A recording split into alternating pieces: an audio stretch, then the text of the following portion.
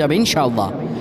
কেউ যদি সোমবার বরকতপূর্ণ রাত, এই সোমবারে আমার রাসূলুল্লাহ দুনিয়াতে এসেছিলেন, সপ্তাহে রোজা রাখারও সওয়াব আছে এই দিনে।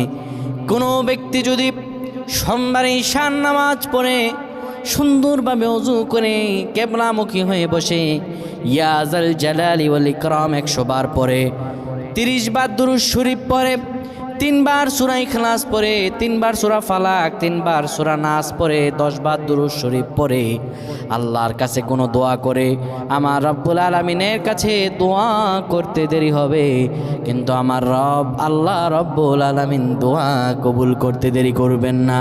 আমার আল্লাহর কাছে যদি চান, আপনি ঋণ থাকেন, আপনি খারাপ অবস্থায় থাকেন, যত বিপদ আপদে থাকেন, আমার আল্লাহর কাছে যদি কোনো কিছু চান, আমার রব্বুল আলামিন সাথে সাথে দিয়ে দিবে। আল্লাহুম্মা